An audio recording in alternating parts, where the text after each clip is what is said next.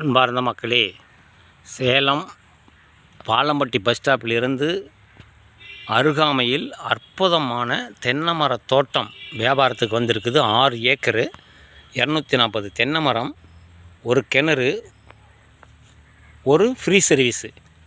பாருங்கள், அற்புதமான ஒரு தோட்ட பூமி வியாபாரத்துக்கு வந்திருக்குது.